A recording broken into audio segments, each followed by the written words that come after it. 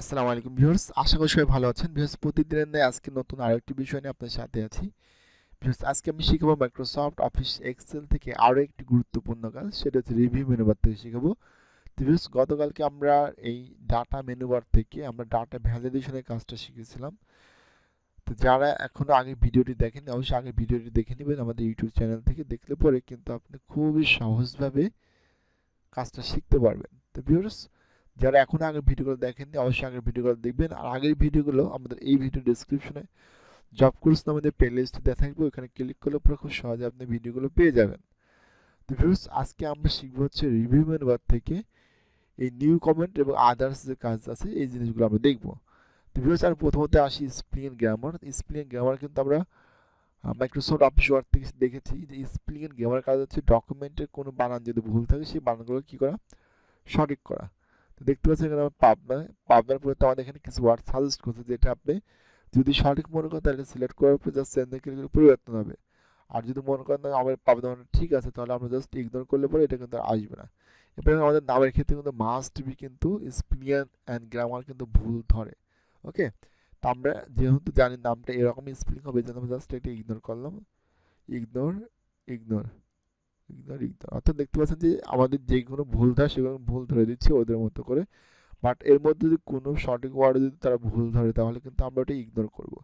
আর যদি কোনো কিছু ভুল থাকে তাহলে আমরা জাস্ট চেঞ্জে ক্লিক করে পরে ওইটা আমাদের কিন্তু পরিবর্তন হয়ে যাবে। আচ্ছা, এরপর ভিউয়ার্স এখানে আমাদের আছে হচ্ছে রিসার্চ। আচ্ছা, রিসার্চ থেকে রিসার্চটা হচ্ছে কোনো একটা ওয়ার্ডের পরিবর্তে যদি আমরা অন্য কোনো ওয়ার্ড ইউজ করতে চাই।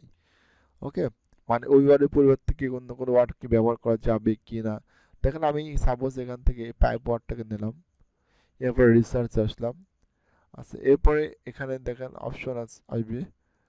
ওকে, এখানে কিন্তু আমাদের অপশনটা আসছে না, যেহেতু এটা এক্সেল শিটের মধ্যে আমরা আছি।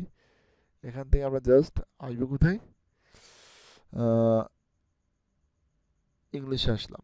আচ্ছা, দেখতে পাচ্ছেন যে আমরা এই পাইপের পরিবর্তে চাইলে পর টাব, ওকে, তারপরে এই চ্যানেল, কন্ডুইট এই শব্দগুলো কিন্তু আমরা চাইলে ইউজ করতে পারবো কিসের পরিবর্তে, এই পাইপের পরিবর্তে, যেটা আমরা এই রিসার্চের মাধ্যমে কিন্তু বের করতে পেরেছি। এরপর আছে থিসাস। তো রিসার্চ আর থিসাসের সেম কাজ। আচ্ছা, ট্রান্সলেট। ট্রান্সলেটের কাজ হচ্ছে বাংলায় অনুবাদ করা। অর্থাৎ আমরা এখানে যে ওয়ার্ডগুলো টাইপ করবো, যা লিখবো, এইটাকে সিলেক্ট করার পর ট্রান্সলেট আসবো। আসলে আপনি কোন ভাষায় ট্রান্সলেট করতে যাচ্ছেন, সাপোজ আমি এখান থেকে ইংলিশ থেকে কোন ভাষায় করব, আমি হচ্ছে দিলাম হচ্ছে এখানে জাপানিজ। জাপানিজে ক্লিক করলাম। আচ্ছা, আমাদের এটা কিন্তু জাপানিজ ওরা কিন্তু সাজেস্ট করতে পারছে না। আমরা এখান থেকে কোরিয়ান দেখি, কোরিয়ান সাপোর্ট করে কিনা। কোরিয়ান এখানে সাপোর্ট করতেছে না, তারপরও আসে না। তাহলে এখান থেকে হচ্ছে আমরা যেটা করতে পারি,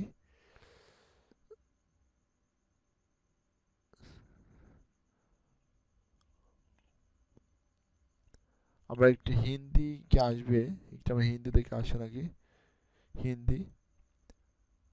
আচ্ছা, কোনো ভাষা এখানে সাপোর্ট করতেছে না। তো ভিউয়ার্স, আমরা সাধারণত জানি যে ট্রান্সলেট গুলো হচ্ছে অনলাইন থেকে গুগল ট্রান্সলেট করতে হয়। তো এখানেও দেয়া আছে, বাট এটা এখন সাপোর্ট করতেছে না। তা আপনি একটু গুগল থেকে ট্রান্সলেট করে নিতে পারবেন।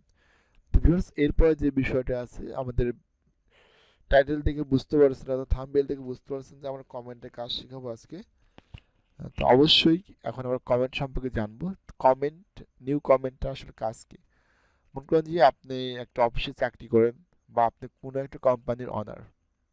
এখন আপনার অনেক স্টাফ অথবা অনেক কলিগ আপনাদের কাছ থেকে অগ্রিম কিছু টাকা নিতে পারে, মানে মাস পুজোর আগে তাদের প্রয়োজন সাপেক্ষে কিছু টাকা হয়তো নেওয়ার প্রয়োজন হতে পারে। বাট আমি চাচ্ছি ওই যে টাকাটা আমি দিয়েছি এই টাকাটা আমি ওর নামের পাশে এন্ট্রি করে রাখবো।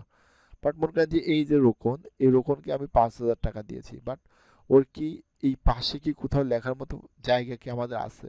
নাই। এই জন্য আমরা এখন এই নিউ কমেন্টটা ব্যবহার করব।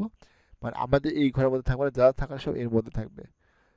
তারপর আমরা এখানে রোকনকে ক্লিক করার পর জাস্ট নিউ কমেন্টে ক্লিক করবো। দেখতে পাচ্ছেন যে এখানে কিন্তু আমাদের একটা অপশন দিয়েছে, তাহলে আমরা 5,000 টাকা কয় তারিখে দিয়েছি সেই তারিখটা কিন্তু আমরা এখানে লিখে রাখতে পারবো।